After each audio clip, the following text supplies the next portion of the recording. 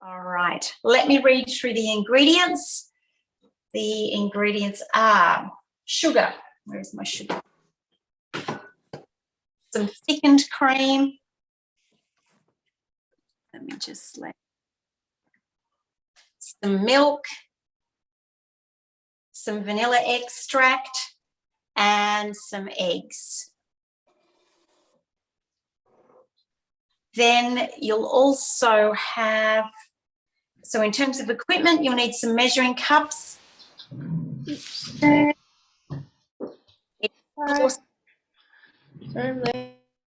worries, darling girl. A saucepan, a jug or a wooden ladle, like a jug or like a ladle. Don't know why they've written wooden there. Seems really strange. A whisk.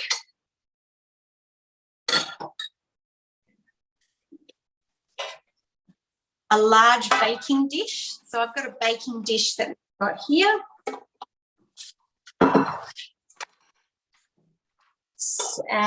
You'll need, I always do this, not everybody does, but I've got a clean tea towel that I'm going to use. And you'll need some ramekins, some six ramekins as well. Beautiful. All right, where's my recipe gone? All right, so what will happen is we'll cook the recipe tonight. It will need refrigeration, so it won't be finished tonight. It will be ready for tomorrow night or whenever you want to have your dessert. Excellent, excellent. Okay, so let's get into it. First thing to do is to preheat your oven to 100. We want it to cook slowly. So 150 degrees fan forced. 150 degrees fan forced. This is one of those recipes like we did the other week, like when we made, I think last week when we made the impossible pies. We want them to be cooked slow on a lower temperature. So the usual temperature is 180 degrees, but we want it to be a little bit lower because we don't want our caramel to cook fast, we want it to be, we don't want it to get like even golden. We want it to cook nice and slow so it sets. All right. Using those silicone cups that I was using last time. Oh, right. Okay. All right. Oh, yes, of course. It's silicone and it can go in the oven. Yep. Perfect. How did that work out last time? Great. It was really good. There we go. Great. We love new, clean, dry tea towel. And put it at the bottom of your baking pan. So this sounds a little bit crazy, but what we're going to do is we're going to cook our creme caramels in what's called a bain-marie, B-A-I-N-M-A-R-I-E. So it's a water bath. We're cooking it in a water bath. If you want to write that down on your recipe, you can. It's called a bain-marie, in my best Australian accent there. And what we're going to do is this. I'm going to just take my face away. Take my face away. Remove the spotlight. Great. There, you guys can see a little bit clearer then. Okay, so I've got a baking dish here. You might need to use 2 baking dishes.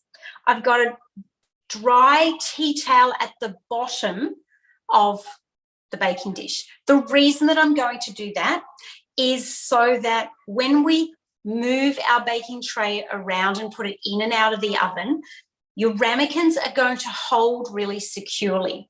We're going to pour boiling water into our baking dish up to about halfway.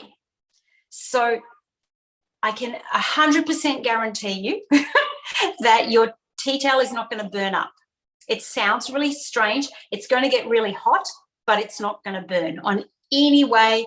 I've probably done this, I don't know, hundreds of times.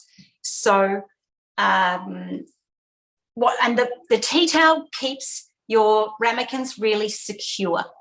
So it kind of sort of holds them in place. So rather than when you pick it up and you jiggle, them sliding around, that's not going to happen. So you can use the daggiest old, like, I've got this really daggy old tea towel. Sometimes I use it. You can see it's got a hole in it. It's fine and dandy. But I've just used this one. So baking tray, dry tea towel, ramekins, so that they're not touching each other. Once you don't have to worry about the water at this stage. Once you've done that, put them to the side. And the other thing I want you to do is fill up your kettle with cold water to the maximum measurement on your kettle. So fill it up with cold water. You're not going to turn it on at this stage. I can't really show you. So I've got mine all the way up to the top where it says 1.7 maximum. Fill it up, because then when we're nearly at that stage, we need boiling water. We're going to click it, turn it on, and it'll be ready to go. So as always, we do the background stuff before we get into the actual cooking. Brilliant.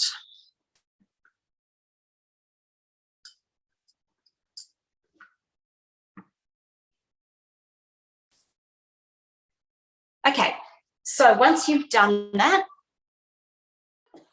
all right, the next thing that we're going to do is we're going to measure 3/4 cup of sugar into our saucepan. All right, so 3/4 cup of sugar into your saucepan. You can hear my pressure cooker, which is about to go off in a minute.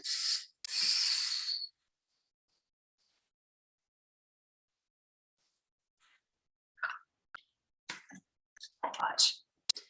So we've got 3/4 cup of sugar, and then we're going to add 1 cup of cold water and add it on top.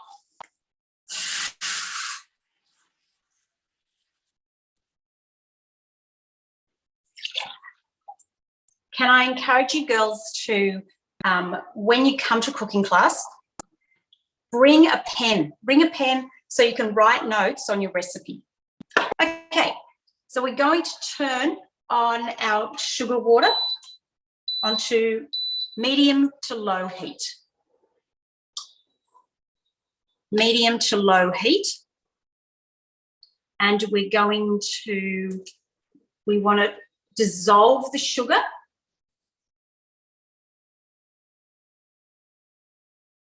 So there's 2 parts of this. We're going to dissolve the sugar.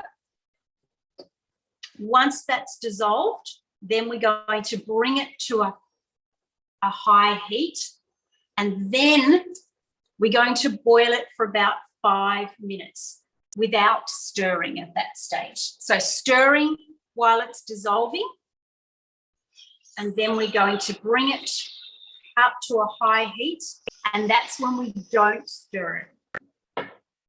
Okay, mine's just starting to come to a heat.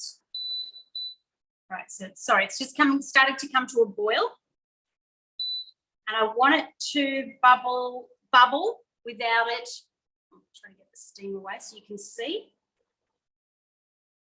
I don't want it to bubble over, and I don't want it to burn. So what we're going to do here is just caramelize our sugar. So you'll see that it'll start to brown. So no more stirring. We're gonna let this do its thing. Be super careful, guys. We don't want this, you don't want to spill it on you. My saucepans have little Teflon handles, so they're never going to get hot. But if your saucepan gets really hot, you might need a pot mitt or a folded up tea towel. As soon as it gets to that goal, yep, I can see that mine is starting. You can probably see in my overhead camera. Yep, all right, I think that's enough. That's enough. I'm not going to let it go anymore. Otherwise, it'll get burnt. I don't want burnt. I want golden. All right, remember, it is super hot, so 2 minutes before the bubbles subside. No, I actually think mine is okay. It's definitely caramelly, but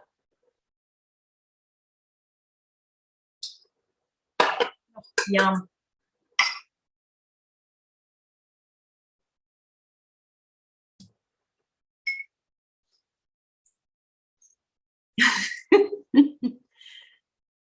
Great. Don't be tempted to move it. Don't be tempted to stir it, Scarlett. Let it just bubble on its own. You'll be able to see the colour change. But what I am going to do, I'm just going to show you the next step, because you don't want it to go too long, is that I'm going to spoon the caramel sauce into the bottom of your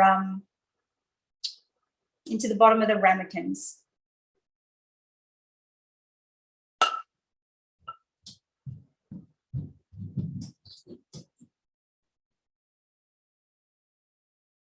Now, because we're putting this into the bottom of our ramekins, they're going to be soft, but you could also use this for the top of your creme brulee.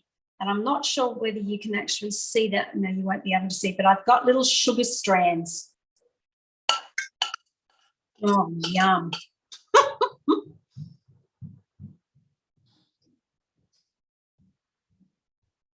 So don't wait too long after your bubbles subside.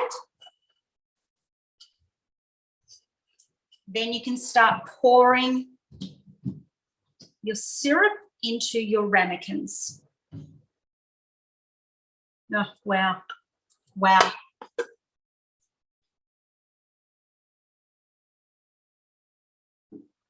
Remember, the syrup is super, super hot.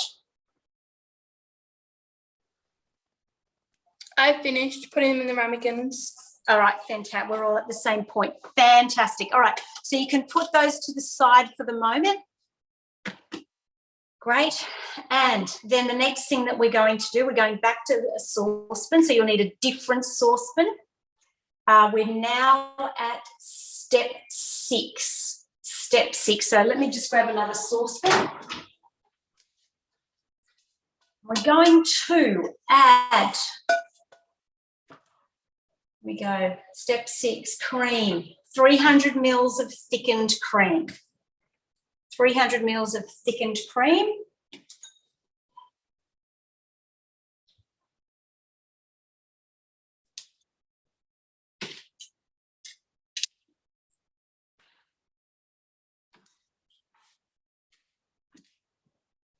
Fantastic.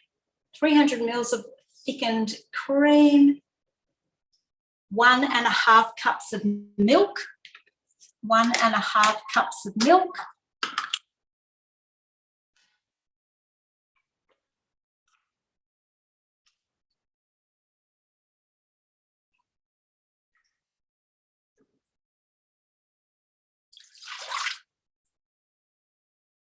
One and a half.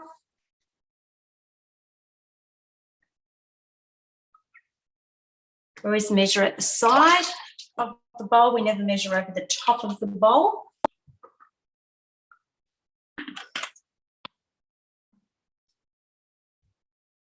So 300 mils of thickened cream, 1.5 cups of milk,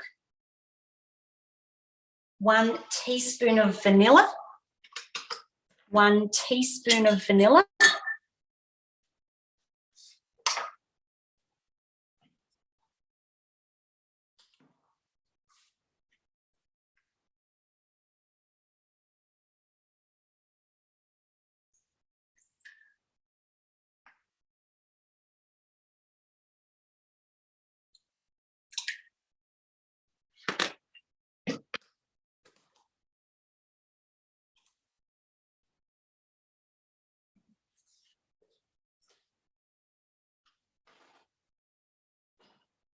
All right, and then we're going to go back to the stove top and we're going to bring our mixture to the boil. So the recipe says, combine milk, cream and vanilla over a saucepan over a medium heat. Cook stirring for 6 to 8 minutes or until small bubbles form at the edge of the pan, removed from the heat. So mixing it all together. The reason we're stirring this one is because because it's dairy and we don't want it to catch on the bottom of the pan. One of the beautiful things about this recipe is how silky smooth everything is, similar to the creme brulee, but even more so because of the texture of this dessert. I might turn it on. That always works just a whole lot better. You don't have to stir it all the time, but I will keep moving, Delilah, but I'll circle back. So that's okay, just because the other girls are finished. We're going to crack 6 eggs. 6 eggs into our bowl. And those of you that have been with me for a while know that I'll never crack an egg straight into my mixing bowl. I always use a little side bowl. That helps me catch any shells, and if there's anything a bit manky about my egg, I rescue it here, not throw out the rest of them. As I'm cracking the eggs, I'm giving my mixture a stir every 30 seconds or so.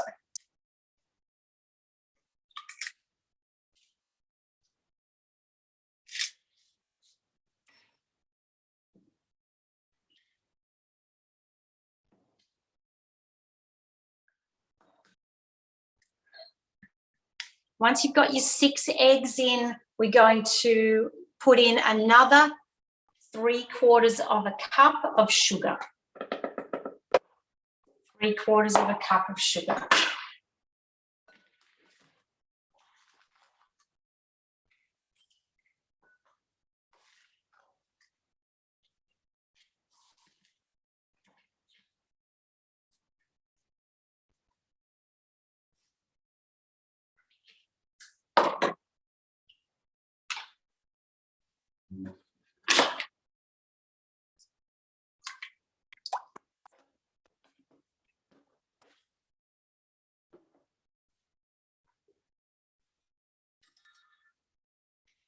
So it's 3/4 of a cup of sugar, and then whisk it around together.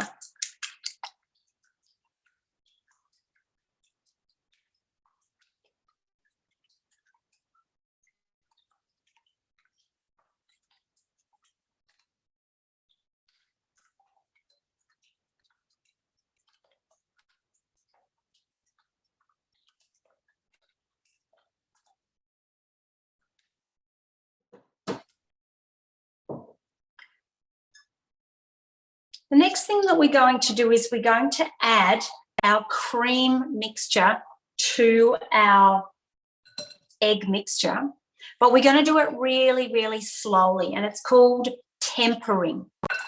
To do this easily, if your saucepan has a little lip on it, like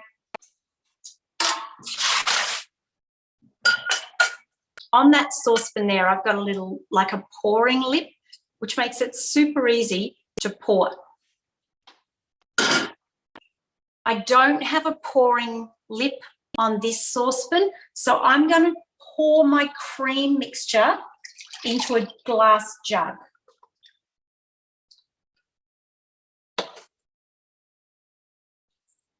And it's going to be much more easy to control that.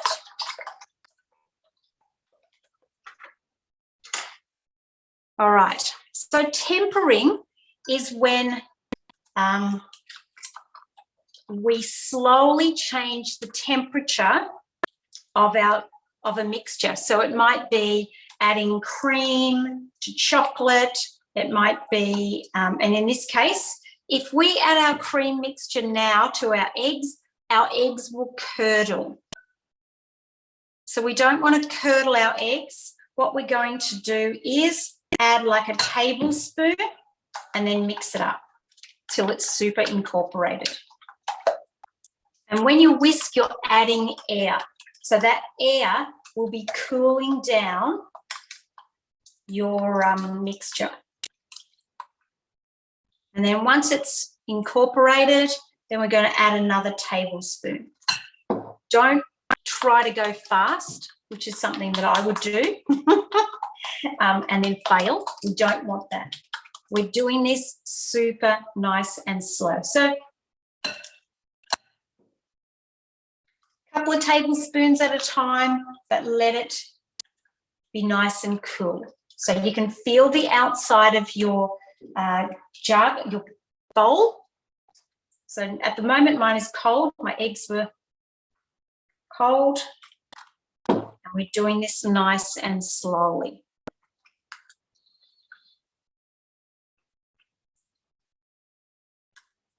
You've got lots of eggs in there. Like 6 eggs is a lot of eggs. So it will set really nicely. But we don't want to waste 6 eggs with them going lumpy and scrambly. That would not be good at all. I'm going to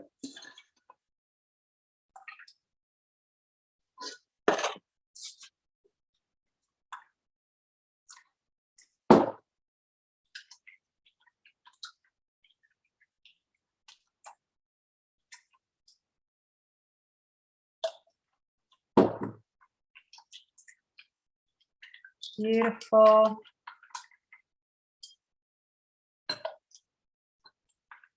And then after a while, you'll feel that it's okay. So you can start adding a little bit more at a time.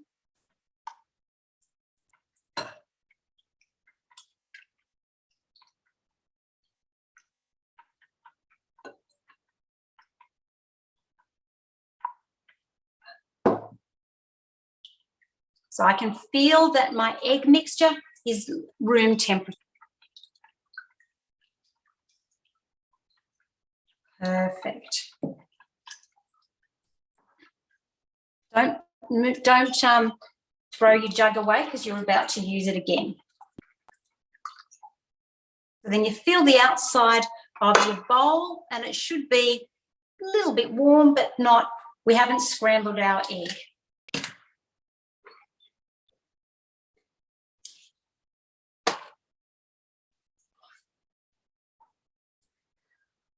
All right, so now the time has come for us to pour our mixture into our ramekins, but I'm going to use a jug. You can use a ladle to do that as well. I'm going to use my 1 cup measure and I'm going to pour that back into my jug. Now's the time you can turn on your kettle and boil your kettle.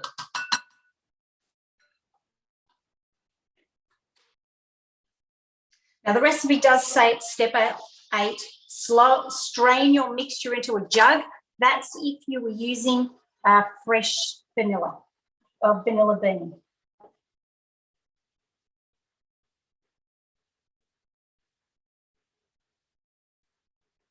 I'm going to divide my mixture between my ramekins.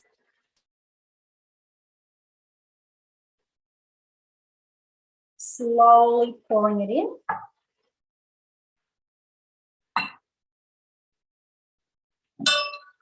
Oops, the daisy.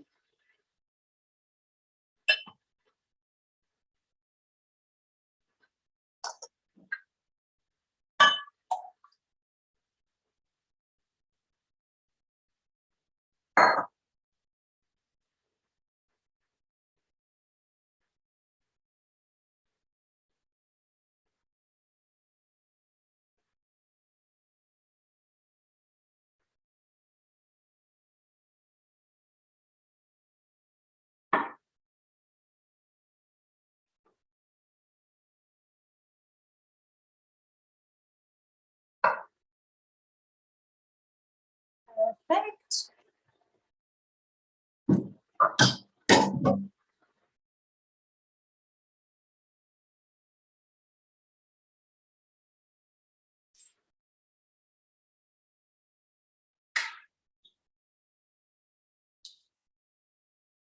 right, so my kettle has boiled and I'm going to pour my boiling water. I've just moved the ramekins a bit so that I don't accidentally splash.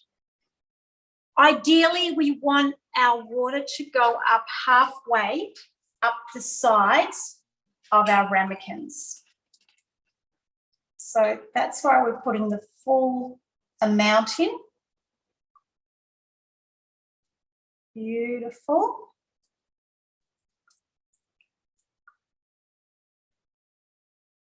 The reason we put in water is because we don't want a crispy edge to our ramekins. So what it's cooking, the way it's cooking, it's called indirect heat. When we put meat on a barbecue, it's direct heat. So this is a form of indirect heat, but it's a softer form than in just like putting it into the oven when we cook a cake and we get a crispy top. You know, you get that crispy top on top of the cake or on top of the bread. We don't want that. We want a slow method of cooking and indirect method. And so when the water is beautiful and hot now, and that straight away it starts to cook the outside, well, yeah, it's starting to heat up the outside of our ramekins. And so this is one form of cooking. So make sure, like I've got a little piece of my tea towel stuck up. I don't want that. We want it to be submerged. Today's got what I forgot. All right, then we're going to put it in the oven and put the timer on for 30 minutes. Depending on your baking tray, please be careful when you put this into the oven and out of the oven. So before you go over to the oven, open the oven door up and get the tray ready in the right position before you start trying to mess around with trays and oven doors and all the rest of it. Open the oven door, get the tray, and ideally you want it in the middle, even if down the bottom a bit. And then you can carefully add your baking tray. My baking tray has little handles, so that makes it a bit easier for me. But I'm going to open the door and I'm going to add it. Clever. Okay, so the recipe says 30 minutes or until just set. So at 30 minutes, I want you to go and wiggle. You know, even if you need a pair of tongs to wiggle your ramekin. If you need help with that to make sure that it's definitely set on the top, you might need to tap it or get somebody to tap the top of it. It doesn't matter if it's a little bit wobbly, but it needs to be set on top because as it cools down, it will set even more. So you're going to take it out of the oven, allow it to cool, but you do need to take out the ramekins out of that bain-marie, otherwise it'll continue to cook. So you might need to do that by using an egg lifter and a pair of tongs.